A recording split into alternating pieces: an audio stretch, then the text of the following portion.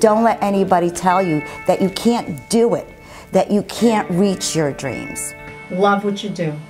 If you don't love what you do, you shouldn't do it. Have a passion for what you want to do. I think the most important thing is to be able to speak possibility into people's lives. I'm a strong believer that you can do just about anything you want to. In our remarkable country, you can do anything you want if you're willing to work hard.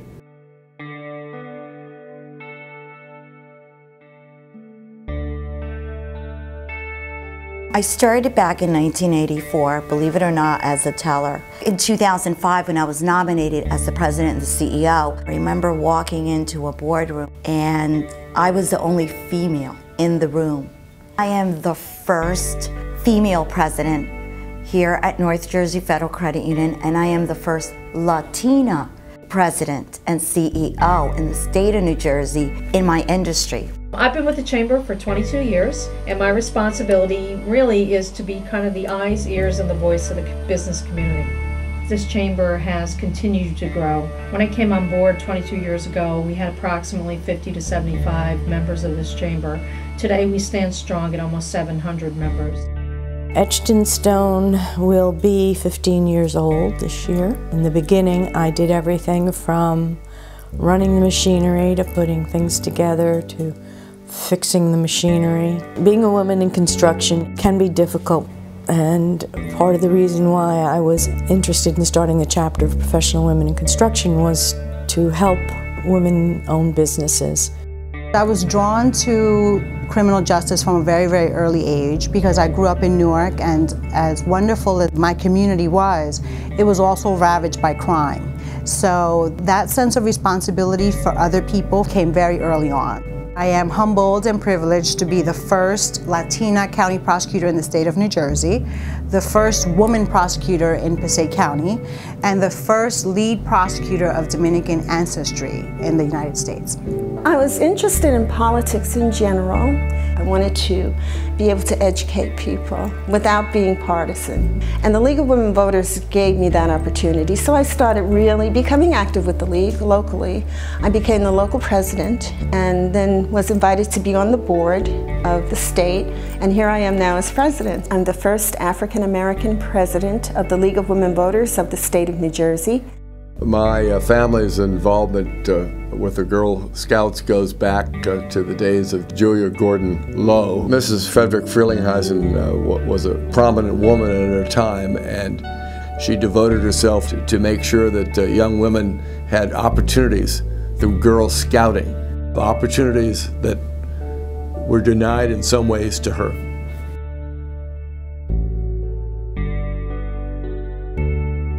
I'm on the board for the Boys and Girls Club for Patterson and Passaic. I'm involved with the Oasis, which is a women's shelter. We volunteer our employees' time to serve food at Eva's Kitchen, build playground at La Casa de Don Pedro, and then we compensate them to encourage them to give back, to volunteer.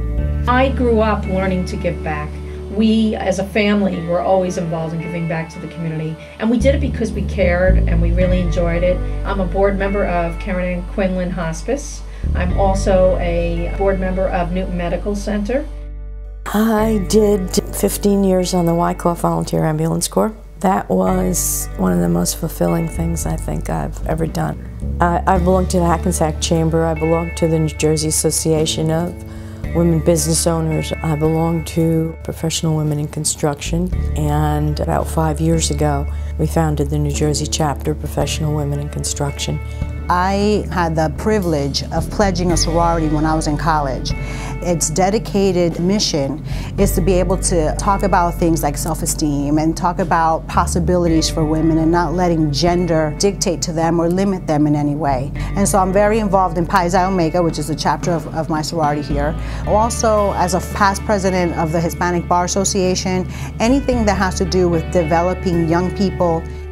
During the past few years, I was involved in cultural affairs in our community in northern New Jersey and Sparta. Now what I'm doing is I belong to a dance troupe called the Champagne Girls. We belly dance for charity. All of the money that we make from the tickets that we sell for the events go to charity. Back in the 1930s, Lloyd Smith, who was a prominent person in our area, gave not only to the National Park Service but to the Girl Scouts of America a remarkably beautiful piece of land, and I was thrilled to be involved with raising funds for the Jockey Hollow camp, to see the ingenuity that went into its design, really the opportunities that young women will have for generations to go there to really capture the essence of Girl Scouting. I was actually in the Brownies, and then, yes, I was in the Girl Scouts. It taught you what diversity was all about. It kind of molded me a little bit to who I am today as well. I grew up in a family with Boy Scouts. However, as an adult, I became a Girl Scout leader. I also was the Skylands region representative, and both of my daughters, Lauren and Kate, both went through Girl Scouts, and I was their leader from Daisies on up through high school. I went through Brownies and Girl Scouts at the YMYWHA in Patterson, and remember going to Washington, D.C. with the Girl Scouts and being on the steps of the Capitol building. Everything that you experience as a child growing up, the badges we earned, the trips we went on, are all vital to forming the person that you become as you get older. I wasn't a Girl Scout, but I have two young girls, ages 7 and 5, who are autistic. I can tell you that I'm excited about the prospects of my own girls becoming Girl Scouts, and I applaud the Girl Scouts for recognizing that girls, all girls, especially those with special needs, need those type of social experiences, those interpersonal experiences that the Girl Scouts offer. I can't wait until my girls become Girl Scouts. The thing that I remember most about being a Girl Scout is just the community, doing things together to benefit the community and each other, to help each other grow. I just loved it. Scouting is very much identified with supporting open space, conservation, self-sufficiency, independence. It has a lot to do with changing lives and giving opportunities to children from rural, suburban, and urban areas to be involved in gaining self-respect and esteem. Our daughter was involved in Girl Scouts a number of years ago. I think it's one of those stepping stones in life that she was very fortunate to have. I think what Girl Scouts can offer in the next 100 years is lots of opportunities. Young girls need an organization so that they feel that they have a bright future. It's really hard to tell 100 years from now what it will quite be like in Girl Scouts, but I can only imagine that it'll be bigger and better. For 100 years, they've always grown and they've always remained. That says a lot for Girl Scouts across the nation.